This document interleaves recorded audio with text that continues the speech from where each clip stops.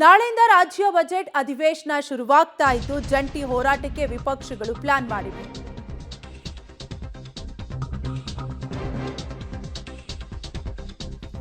ನಾಳೆಯಿಂದ ರಾಜ್ಯ ಬಜೆಟ್ ಅಧಿವೇಶನ ಶುರುವಾಗ್ತಾ ಇದ್ದು ಜಂಟಿ ಹೋರಾಟಕ್ಕೆ ವಿಪಕ್ಷಗಳು ಈಗಾಗಲೇ ಸಾಕಷ್ಟು ಪ್ಲಾನ್ ಅನ್ನ ಮಾಡಿಕೊಂಡಿವೆ. ಶಾಸಕಾಂಗ ಸಭೆ ನಡೆಸಿದ ಜೆಡಿಎಸ್ ನಾಯಕರು ಶಾಸಕರಿಗೆ ಮಹತ್ವದ ಟಿಪ್ಸ್ ನೀಡಿದ್ದಾರೆ ಕೇಂದ್ರ ಸಚಿವರು. ಎಲ್ಪಿ ಸಭೆಗೆ 6 ಜನ ಶಾಸಕರು ಗೈರಾಗಿದ್ದು ಜೆಡಿಎಸ್ ವರಿಷ್ಠರ ಮೇಲೆ ಮುಂದುವರೆದ ಜಿಟಿಡಿ ಸಿಟ್ಟು.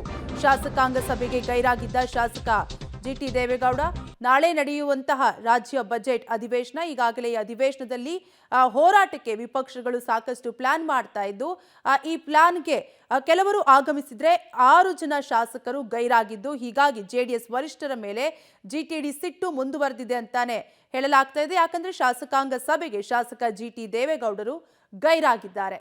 ನಾಳೆಯಿಂದ ರಾಜ್ಯ ಬಜೆಟ್ ಅಧಿವೇಶನ ಶುರುವಾಗ್ತಾ ಇದ್ದು ಈ ಅಧಿವೇಶನದಲ್ಲಿ ಸರ್ಕಾರದ ವಿರುದ್ಧ ಮುಗಿಬೀಳಲು ಈಗಾಗಲೇ ಸಾಕಷ್ಟು ಪ್ಲಾನ್ ಅನ್ನ ಮಾಡ್ತಾ ಇದ್ದು ಜಂಟಿ ಹೋರಾಟಕ್ಕೆ ವಿಪಕ್ಷಗಳು ಸಾಕಷ್ಟು ತಯಾರಿಯನ್ನು ಕೂಡ ಮಾಡಿಕೊಂಡಿದ್ದಾರೆ.